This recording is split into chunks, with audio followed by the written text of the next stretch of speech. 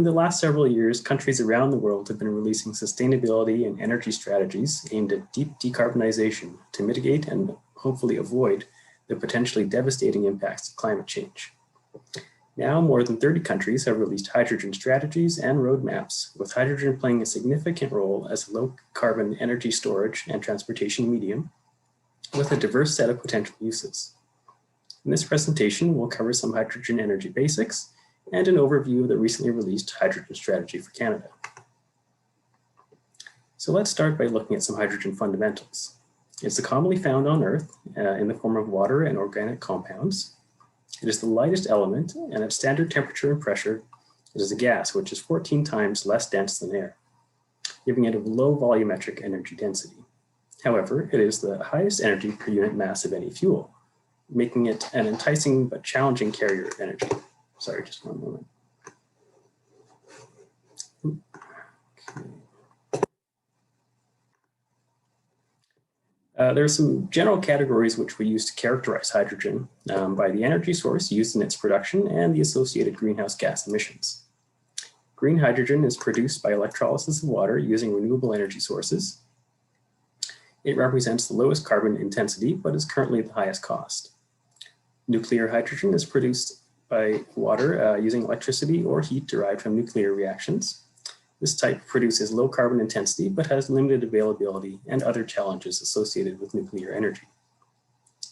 Gray hydrogen is produced from fossil fuels via methods such as steam methane reformation or pyrolysis, and yields the highest carbon intensity, but is at currently the lowest cost. Blue hydrogen is similar to gray hydrogen, but adds carbon capture and sequestration, and it is a potentially low cost and low carbon intensity pathway. So let's take a closer look at some of these production methods. First, electrolysis.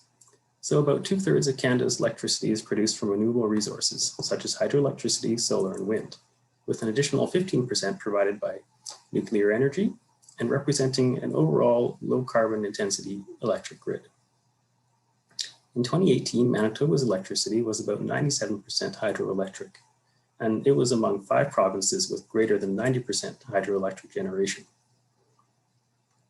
Electrolysis is the process by which an electric current is passed through water, causing it to split into hydrogen and oxygen.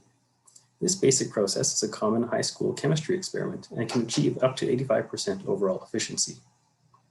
Typically, fresh water is required, but technology which can effectively process salt water without desalination is currently in development.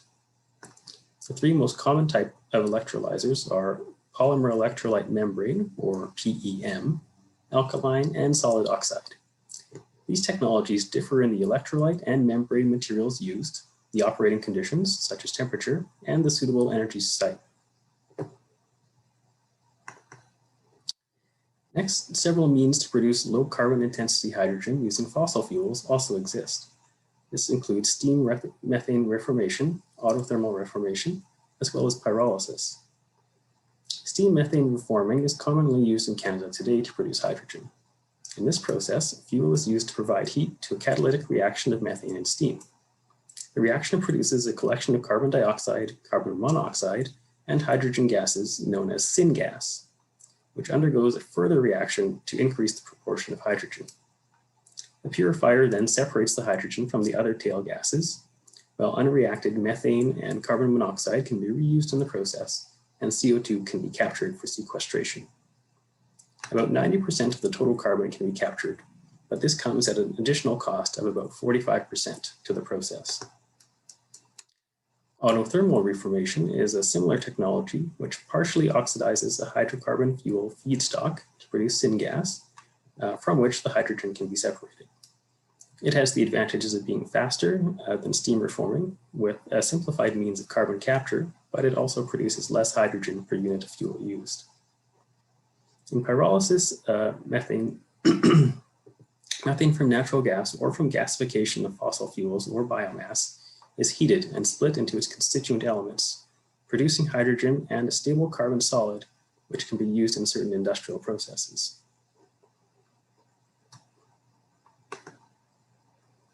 Keeping the carbon intensity of hydrogen production methods as low as possible is key to realizing its benefit in its effort to decarbonize.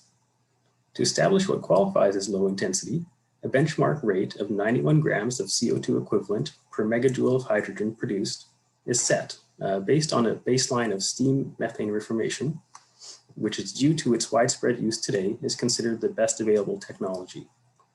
The threshold to be labeled as low carbon intensity is then set at 60% fewer emissions than this benchmark, allowing any means which can produce hydrogen at or below 36 grams of CO2 equivalent per megajoule to be qualified. Now, the Canadian federal government has recently released the Hydrogen Strategy for Canada in December of 2020, and this is after 3 years of engagement between some 1,500 different stakeholders, representing the private sector, industry, Indigenous and non-governmental organizations, along with all levels of government. As part of the strategy, several actions for the near term were suggested to kickstart the hydrogen economy. The first is to establish hubs to showcase mature applications and encourage development of demonstration projects. The upcoming federal Clean Fuel Standard will begin to introduce regulation for producers to reduce the carbon intensity of liquid fuels produced in Canada over time. It will offer incentives for development and adoption of clean fuel technologies. And the last action was the development of new government policy and regulation needed to enable growth and adoption of hydrogen into the national energy strategy and achieve the goal of net zero emissions by 2050. Initially, there will be a period of growth and diversification until about 2030, when hydrogen would be expected to represent 6% of Canada's end-use energy, and a solid regulatory framework would have been laid for the next phase of rapid growth and adoption. If deployed in a transformative way across all sectors of the economy, by 2050, hydrogen is a key enabler of net zero emissions, representing 30% of Canada's energy end use and more than and replacing more than 50% of natural gas energy. This will provide 190 megatons of CO2 equivalent per year, as well as direct revenue of $50 billion and some 350,000 jobs across Canada. The national strategy outlines a true transformation of Canada's energy sector as it sees hydrogen to grow and become a substantial proportion of the nation's energy profile, alongside significantly increased proportions of electricity and biofuel consumption, while natural gas and other fossil fuels are greatly reduced. Under the Paris Agreement, Canada had previously committed to reducing greenhouse gas emissions by 30% below 2005 levels by the year 2030. It was recently announced that this reduction target will likely be revised to 40 to 45% below 2005 levels. Low carbon intensity hydrogen can help achieve these targets by addressing energy uses where other options like direct electrification may not be technically feasible or economically favorable. Such applications include transportation, heat for industry and buildings, heat and power in remote communities, and energy storage. The magnitude of Canada's greenhouse gas challenge, based on the 2018 emission levels, is to reduce from 729 megatons of CO2 equivalent produced every year to net zero by 2050. In this graph, a transformative level of hydrogen adoption and integration is planned as part of the reduction strategy.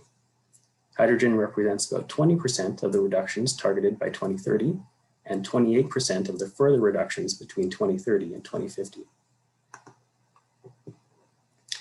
Low carbon intensity hydrogen can be produced using a variety of energy sources, including fossil fuels, biomass, renewables, nuclear, and the grid.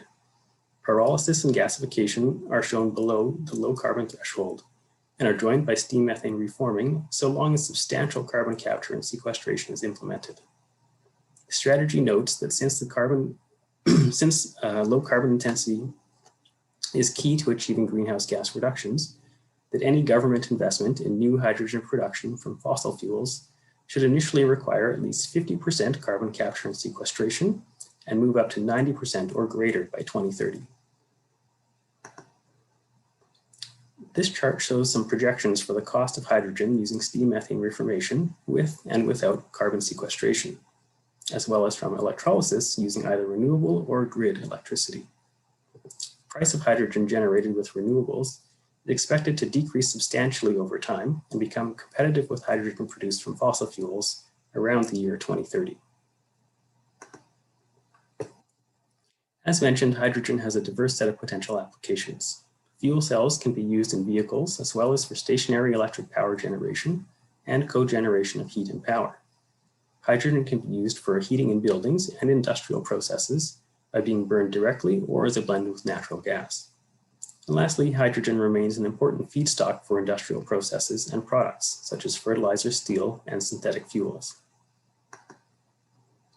Hydrogen production is particularly attractive in provinces with large proportions of renewable electricity, such as BC, Manitoba, Quebec, Newfoundland, and Labrador. Alberta and Saskatchewan are noted as having primarily fossil fuel-based hydrogen production potential, with carbon capture and sequestration being a key enabler. Ontario, the Northern Territories, and Maritime provinces all possess production potential from a mixed set of energy resources, including nuclear, renewables, and fossil fuels. The hydrogen strategy identified many potential end uses, depending on the regional resource availability, geography, climate, and existing infrastructure. For Manitoba, mining and heavy-duty transport are identified as having the most potential, but we could also envision use for light-duty vehicles, space and water heating for buildings, as well as combined heat and power for remote communities. Hydrogen can be used either as a blend with natural gas or as a full replacement for gas. When pure hydrogen is burned, it produces primarily water vapor with no carbon emissions and minimal other combustion byproducts. However, many challenges to its use still exist. For example, existing natural gas pipeline infrastructure can generally support a blend of up to 20% hydrogen by volume, though the lower volumetric energy density of hydrogen also requires potential flow and pressure changes throughout the pipeline network and for downstream equipment. New pipelines can utilize materials which mitigate the issue of embrittlement, which is present in older infrastructure. This allows for 100% hydrogen to be used, but the availability of suitable heating equipment, such as boilers and furnaces designed for hydrogen, also becomes an issue. The hydrogen strategy stakeholder engagement identified 9 current hydrogen blending projects being developed by utilities around Canada, but much wider adoption is needed. By 2050, when deployed at full scale, it is expected that hydrogen could make up a large majority of the fuel in the gas network used for heating. Heating is expected to be over 50% of the demand for hydrogen and account for 30% of the overall 190 megatons of CO2 reduction potential. In addition to the technical challenges of using hydrogen for heating, there's also the challenge of cost competitiveness with other energy sources. By 2050, the strategy forecasts the cost of hydrogen in Canada to be between $1.5 and $3.5 per kilogram, which equates to approximately $11 to $25 per gigajoule, compared to $5 to $18 per gigajoule for natural gas. However, if the carbon emissions of natural gas are offset by direct air capture, the relative price shifts considerably, and hydrogen produced at the lower end of its price range will be equal to or cheaper than the alternatives. A common aspect of the hydrogen development strategy among many nations, including Canada, is the initiation of technology hubs, such as located at areas such as ports. These hubs would concentrate access to and deployment of hydrogen for both cross-sector and international collaborations, as well as being centers for research and development. Canada has been involved in fuel cell technology for over 40 years, with over 80% of applications worldwide using some aspect of Canadian technology. The Canadian government seeks to maintain and grow this competitive edge in technology and innovation by supporting development in strategic areas and using research to inform the creation of new regulation, codes, and standards. With the global market for hydrogen estimated at between $2.5 and $11.7 trillion by 2050, there is a very large financial incentive to establish and maintain a leadership position in hydrogen technology and the supply chain. Currently, the challenges for development include a decline in research, increased competition from larger countries with significant financial investments, and a need for more deployments and demonstration projects. The strategy outlines 8 strategic pillars for hydrogen in Canada. The first is to build strategic partnerships, leveraging existing relationships as well as building new ones to grow the hydrogen economy. Secondly is to encourage growth by de-risking investments. This is accomplished through government funding and long-term policies. Innovation is supported through targeted research and development, building on Canada's existing technology and intellectual property strengths. A robust framework for this rapidly growing industry is needed, so existing regulations must be modernized while also introducing new codes and standards to facilitate deployment and adoption. To support regulation, clear and actionable hydrogen and clean energy policies should be developed by all levels of government. Public awareness is key to widespread acceptance and uptake, so government should encourage and lead by example. Recognizing the different challenges and opportunities exist for the country, around the country, regional blueprints are necessary to provide tailored hydrogen solutions. And lastly, recognizing that climate change is a global issue, we need to leverage international cooperation to ensure the global push for clean fuels includes hydrogen.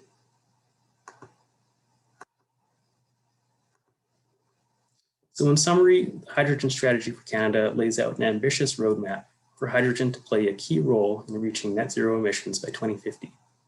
It can be produced from a variety of energy sources to serve as a versatile energy carrier and clean fuel for many different applications. Thanks very much.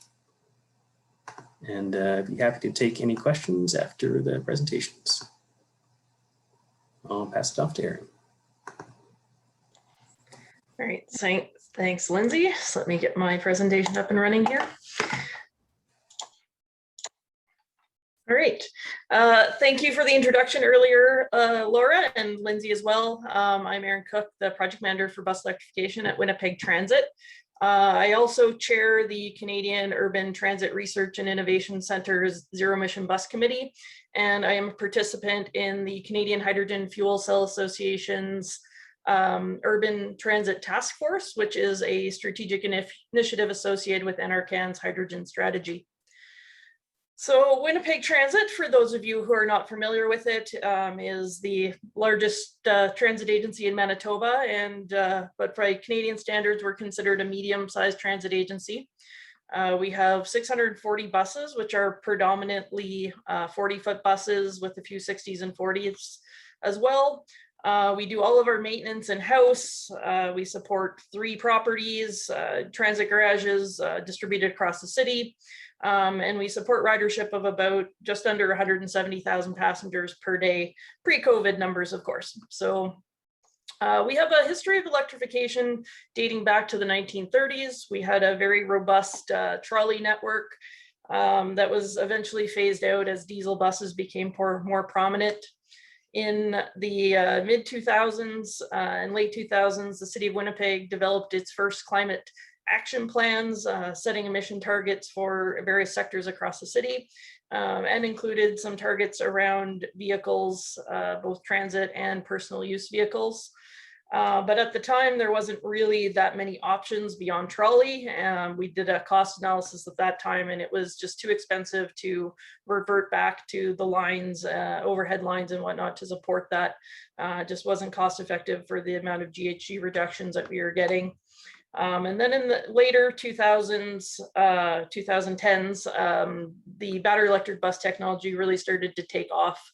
So Winnipeg Transit participated in a number of projects between 2014 and 2018 with both Manitoba Hydro and New Flyer. And we ran a bus on regular service between 2016 and 2018 with en route charging. The bus is charged at the airport about 5 to 10 minutes. Or up to 20, depending on how the chargers were working on any given day.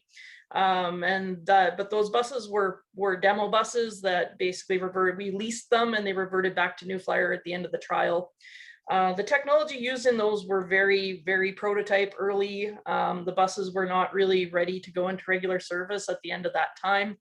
But the technology continued to advance after that, and we undertook a new study to see how the technology had advanced in the most recent years and to see how we could best integrate the technology into our fleet today. So this culminated in our release of our technology evaluation report that came out in February. where we looked at the economic, technical, and environmental impact of zero-emission fleet. And we'll go through some of the outcomes from this today. And now we're currently working on our rollout plan and how to transition our fleet, including a replacement schedule, infrastructure development, new garages, and workforce training to support the transition. So for those of you who are not that familiar with buses, there's three main types of buses. You have rapid charge and long range battery electric buses. And the main difference between those is the types of batteries that are on the bus. The rapid charge buses can charge very quickly, but don't carry a lot of energy. So they will charge multiple times throughout the day, operating about 2 hours at a time. And that's what Winnipeg tested during our pilot. Long range buses have batteries charge very slowly, over 3 to 4 hours, but those buses can be deployed for 10 to 15 hours at a time. And then the newer types of fuel cell buses, which are not a pure hydrogen fuel cell bus, but they're actually a hybrid battery electric bus. They now contain a fuel cell that's used as an onboard charger for batteries. So they contain about as much energy as a rapid charge bus, but also have a fuel cell so that they don't have to charge throughout the day. They basically charge continually while driving. And then the other advancements that's coming along with battery electric is a whole different range of size and shapes of buses that are available in battery electric format in North America that weren't previously available. So the main difference between, as I talked about with the fuel cell and the battery electric, pure traditional battery electric, is how they're refueled. So a battery electric buses has charging, which is either via a plug or overhead charge rails. And they contain a diesel auxiliary heater just because batteries don't really generate any heat. Whereas a battery or fuel cell battery electric bus is refueled with hydrogen, has a fill panel on the side, tanks on the roof, a fuel cell in the engine compartment with cooling system to maintain the temperature of the fuel cell. But you can also capture the waste heat from the fuel cell to help heat the bus. So when we started our analysis, we started out by looking to make sure that all of the technologies that we were looking at were going to be green. So everybody knows that buses from a tailpoint standpoint are zero emission, but there's been a lot of talk on how dirty batteries are. So I dig a little bit deeper and to do a full life cycle analysis of the vehicles, including the manufacturing, production of the batteries, the fuel cell, and their life cycle, recycling, recyclability, et cetera. And while they did have about a 2 to 2.5 year more impact on the production side, that the life cycle emissions more than paid for that, with all the buses surpassing diesel after just a return on investment of about 2 years. So I'll dig a little bit more into the pathways around hydrogen specifically, because there are various options that were available with that technology. So as Lindsay touched on earlier, there's a multitude of colors of hydrogen available. Not all are readily available to Manitoba. So gray, as he talked on, which could be from non-renewable natural gas, we don't produce in Manitoba today. So if we were to use this as a pathway, it would have to be imported from Alberta or Ontario. Not readily available, but we did look at its impact. Blue hydrogen, again, is in discussions right now, but it's not even really commercially available. There's various trials underway for carbon capture and sequestering in Saskatchewan and Alberta, but most of them are pretty preliminary and there isn't really a lot available for export. And green hydrogen was really the way to go in Manitoba. Our grid electricity is greater than 99% clean, but it does tend to be more expensive than the blue or gray options. But it's something that we could look at and produce here ourselves fairly quickly without having to rely on any other projects to support us. The other interesting thing in Manitoba is byproduct hydrogen, which is not actually a color because it varies widely based on how it's produced.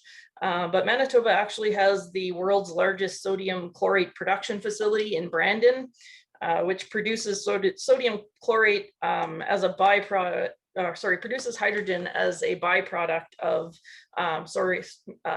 water electrolysis of sodium chloride. They produce about 18,000 tons a year. which is, quite significant, but there's significant developments that need to be done in order to remove the hydrochloric acid from the hydrogen that's produced. And a portion of it is recycled into their current production today. So development, this is sort of on the market, but it's also recently been development rights acquired by a company that's developing a hydrogen engine out in BC. So why would anyone consider gray or green, or gray or blue over green? Cost is obviously the major thing. So blue or gray is, around $1.50 to $2 to produce, whereas green electricity can vary from $4 to as high as $16 by province. But even gray hydrogen has significant environmental improvements over diesel or CNG, depending on which province you live in. Alberta, Saskatchewan, and Nova Scotia have pretty dirty grids right now. So even using gray hydrogen could be, at least equal to diesel today, or potentially even better than what they have. And then if you can get blue or green, it makes substantial improvements. So gray is seen more as a transitional fuel that will be more in Alberta, Saskatchewan, Nova Scotia, and sort of as a temporary measure as green production scales up. So in Manitoba specifically, we reviewed what our options were. Electricity being clean was definitely our best option. The other feedstocks considered were SMR, but again, we don't really have our own natural gas here. So using SMR and plus the electricity needed to produce it wasn't really ideal. Renewable natural gas is just sort of starting to have some discussion in Manitoba. There's some very small projects that were previously done with water and waste, but there is currently some studies being done around capturing landfill gas or expanding the water and waste capture and potentially commercializing that. And renewable natural gas as a feedstock for SMR can actually be net negative in some situations, or as pretty close to green hydrogen in terms of total carbon intensity. It's a little bit difficult in how it's assessed, but basically, the methane has about a 25 times more greater impact on global emissions. So if you're turning that into CO2, that you're actually reducing more emissions than you're producing. And then an industrial byproduct hydrogen that we talked about, but it's here, but it's not currently available for vehicles.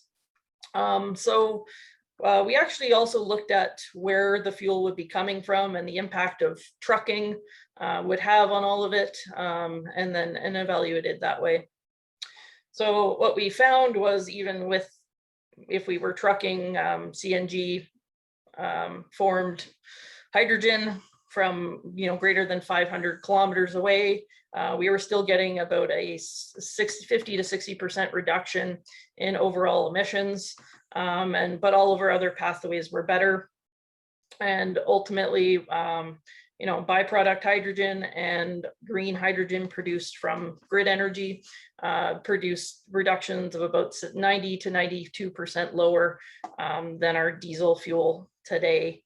And if you have on-site production, you don't have any delivery distances, but ultimately delivery distance doesn't really have very much overall impact in your savings. It has some, but the goal is obviously to find a source that's within approximately 100 kilometers of our use.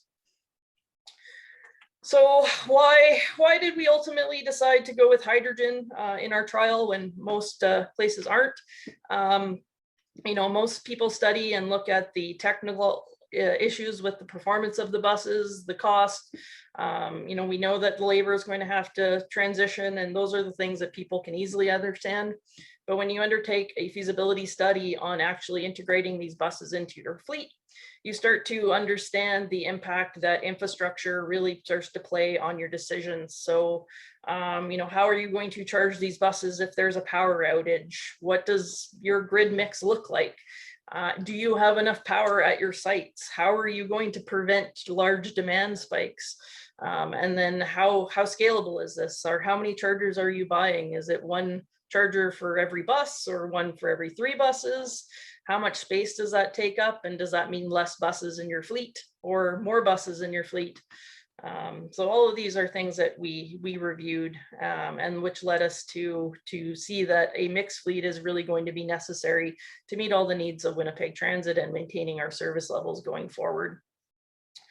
So diesel zero emission buses are not a one-for-one replacement for diesel buses in all applications, despite some people will tell you that they are. But each technology has pros and cons and trade-offs that will have to be considered as we scale up. And the advantages of the depot charging, you can send them out for a long time so they can work on your high frequency service. You don't have to worry about charging them every 2 hours, but their range is not really long enough to meet those routes that we have that are greater than 300 or 400 kilometers. Buses having to be out for, we have some routes that are as long as 26 hours. They're relatively inexpensive though, which is why those are probably going to make it the majority of our fleet. The en route chargers, they have to charge every 2 hours, so you can't, and for 5 to 10 minutes at a time. So it's difficult to schedule high frequency service around those buses. If a charger goes down, it's problematic. If there's a backlog of buses waiting for chargers, we miss our schedule. But they can be deployed for a long time. So these might have a route or might find a place in our community service where we could accommodate charging for long periods of time, or potentially on some of our 60-foot routes on weekends or things like that where service levels aren't as high. They do require more battery replacements, and they do tend to be sort of middle of the pack cost-wise. Fuel cell buses have the advantage that they can run for about 20 hours a day, no issues, very long routes, and don't have to come back to charge. So they meet all of our requirements, but they are the most expensive option today just because of fuel cost. Technology cost on the capital side is starting to reach parity with battery electric. And at scale, all of the options end up being very similar cost-wise. And that's really, fuel cell buses could end up being the most expensive or the least expensive option, depending on the cost of fuel. Capital costs are actually lower with fuel cell buses as you get to scale, because you can plan your infrastructure based on projected fleet size. So you're building a filling station today, another one 10 years from now. Whereas with battery electric buses, you're buying a bus and a charger with every procurement. The one major advantage in Manitoba is actually we have the lowest cost commercial electricity rates in the country, even lower than Quebec on the commercial side, which means we can actually produce on-site hydrogen for around $3 a kg. When you factor in CapEx costs, it gets around $4 a kg, and that's with on-site production. But to get delivered fuel is going to be higher than that, and that's the challenge that is really facing us for growth.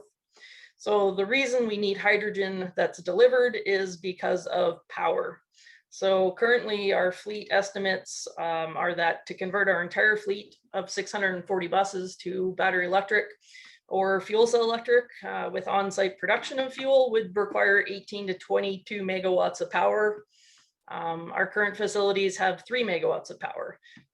So, the province produces a ton of electricity, but the infrastructure in the city of Winnipeg is very, very old. And our garages are currently in older parts of the city that have not received new upgrades from hydro in probably, 80 plus years. So there's going to be a huge cost associated with increasing our current power requirements at our facilities or building new garages and finding locations that have this amount of power. If you can get delivered hydrogen, you basically only have to run the dispensers and compression pumps, and you need about 1 megawatt of power. So we could electrify all of our fleet with no need to add backup power resiliency, no new generators, and in all of our existing facilities if we had a source of hydrogen available for delivery today with green or low to no carbon emissions. So why hydrogen on a performance standpoint we touched on earlier. You know, the infrastructure scalability, fuel cell buses touch all of those. You can fill a bus in 5 to 10 minutes versus charging for 3 to 4 hours. The buses can run for 20 hours.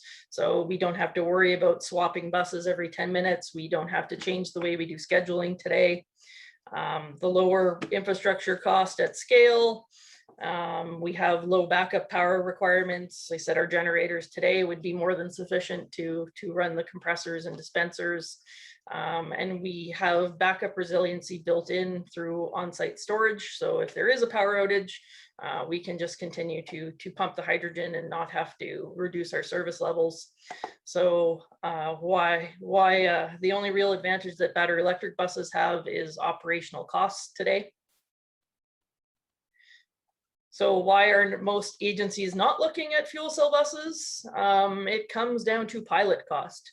Most transit agencies don't look at what their full fleet costs are going to be to transition their entire fleet. They're looking at how much is it going to cost to put 20 buses or less on the road. And fuel cell buses are the most expensive option by a considerable margin. You know, $23 million more than just buying a diesel bus today, and $10 million more than the lowest cost battery electric option. So that's why you tend to see much more cities going with battery electric and en route charging as pilots. Despite the fact when you hear comments from them is that they don't really like the technology. There's complexities with it, but it does have those cost advantages that your cities are looking at. The other problem is availability of delivered fuel. Lots of people don't have space to be able to put hydrogen production equipment on their sites. They may not have zoning requirements to do so. So they go to battery electric buses.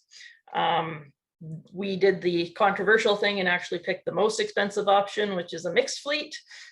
Because we really feel that a mixed fleet is going to be necessary, and we want to ensure that we've trialed and tested all of our options.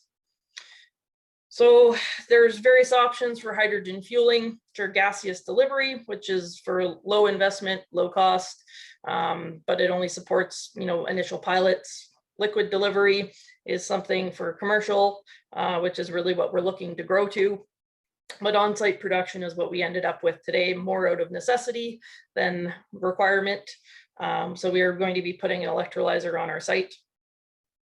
So this requires about 3,000 square feet of space on our parking lot, and we'll be producing somewhere between 400 to 500 kgs per day, and using 4,000 to 5,000 liters of water, with a projected cost between 5 and 7 million, depending on how we scale up our hydrogen.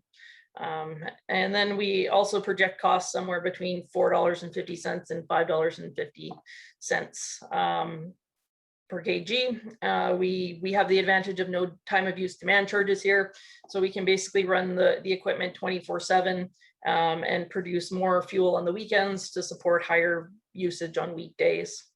And we feel this station can probably support up to about a 30 bus fleet. So opportunities and challenges with scaling up for hydrogen. On-site production of hydrogen is cost competitive with diesel today, but large-scale hydrogen production delivered is needed to prevent those high energy spikes, power demand footprint going forward. So on-site production is really a temporary measure in hopes of expansion of larger production. Low bus infrastructure capital costs as we scale up is great, but again, delivered fuel is needed. Funding is available to offset the capital costs. Public transit has advantage of getting about 30 cents on the dollar for all of our capital costs through current funding initiatives, which does help make the cost of hydrogen much more competitive for us compared to commercial operations. But the volume of fuel that transit uses is pretty small, and we need to look for partners through municipalities, trucking, utility companies, gas projects for heating, various things that will help bring those volumes up and really entice people to invest in the province of Manitoba. So yeah, so there's a number of things that have to be developed to support not just transit electrification, but buildings that will be needed to be near zero to support these buses going forward. And there's a lot of discussion that needs to be going on with the province to get this going. So we are currently projecting our growth for our fleet is going to be fairly standard, with most of our buses being transitioned between 40s to 60s and 30s going forward. And our slow path to zero emission right now takes us to 2045. We're also investigating ways to scale this up and accelerate this if necessary, if we had the funding to do so.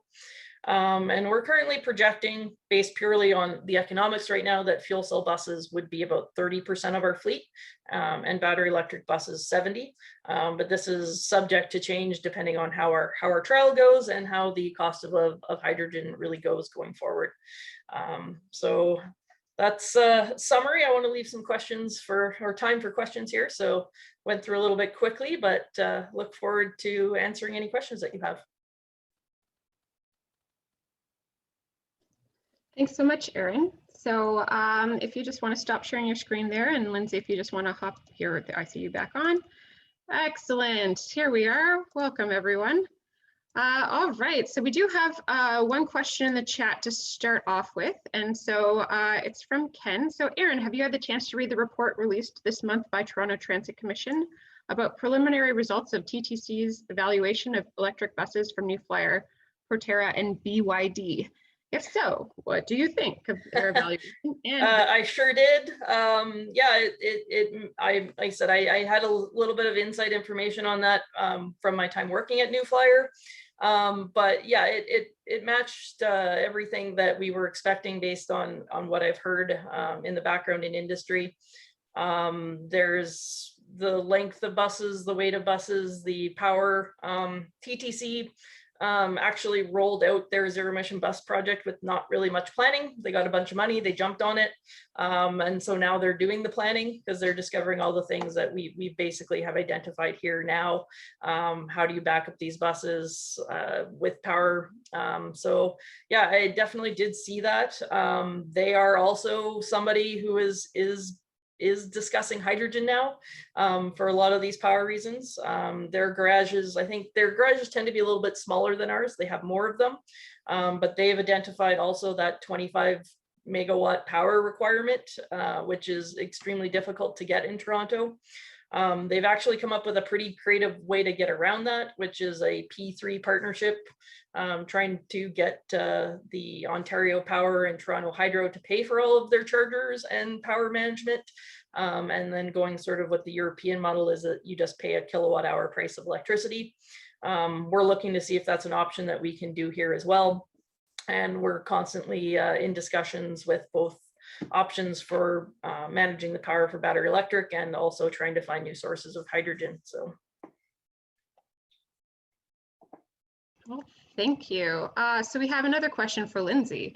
So blue hydrogen depends largely on CCNS. It seems that this is still experimental and its ability to sequester CO2 over the long term is questionable. Where is the current state of that at?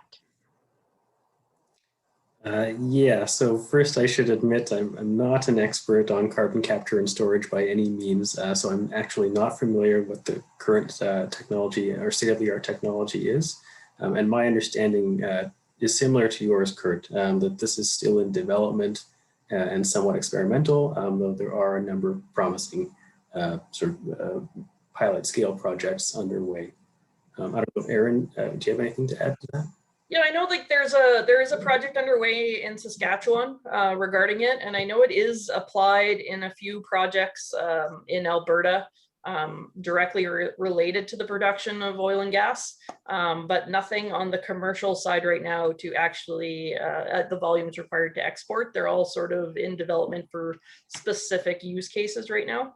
The Transition Accelerator in Alberta is involved in a few projects, and specifically around a study in Edmonton in order to use blue hydrogen, but they basically got funding for a study right now, not necessarily for the commercial application of it yet. So it's coming, but yeah, it's still sort of at the experimental stage right now. Okay, thank you. So next question, can either of today's excellent presenters, and I have to agree with that, say when you think Manitoba will have the capacity to export greener hydrogen? Well, we technically have the capacity to export today. It's just not developed. So like I said, the location in Brandon is basically venting hydrogen into the atmosphere today. So if we wanted to develop that, we don't even have to invest in really any major infrastructure upgrades. Just that a will to develop it is there.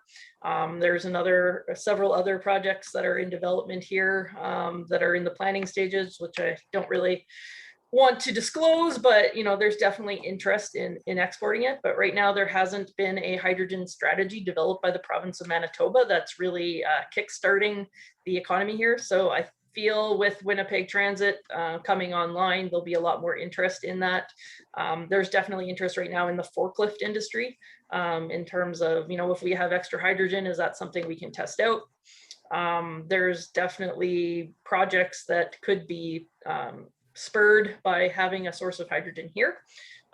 So it's coming. I think the closest pathway right now in terms of outside of ourselves, there is the RNG source that could be used for SMR. Right now, the city is just sort of exploring options for commercializing that as a product. So. All right, the next question. Edmonton seems to be leading transit electrification. Are they using fuel cell / electric or battery electric? Complicated question. They have gone battery electric. They're in the same boat as we are. They built a brand new garage and only have 2 megawatts of power supplying it. So they're in the process of already having to pay massive infrastructure increases to try to expand their fleet there.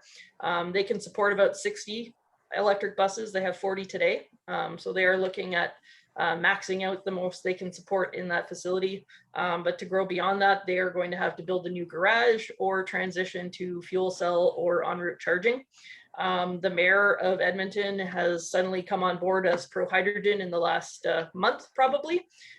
So transit has not really been told that they're going battery electric, but the mayor is announcing that they are. So to be determined. You're muted. Just to clarify, sorry about that. Did the research on electrification include consultation on their experience? And if so, what were your findings on Edmonton? We do have open discussions with multiple transit agencies, but we did not directly consult with them as their project was not really online when we started our study. But they actually based their study off the outcomes from Winnipeg Transit. Like I said, Winnipeg Transit ran our buses for 4 years and accumulated close to, well, 2 of the buses had close to 90,000 kilometers each. The other 2 had about 40 to 60. So we didn't consult with them directly, but we did ask for their opinion on a few things related to infrastructure. But we do have ongoing discussions and a monthly meeting with all of the mid-sized transit agencies in Canada that are currently pursuing electric buses so that we can share best practice amongst each other, which does include Edmonton. All right, so there has been large-scale deployment of electric buses in cities in China, including Winnipeg's sister city, Chengdu. Have you been in contact with any Chinese transit authorities and or bus manufacturers to see what lessons they have learned that are relevant to Winnipeg?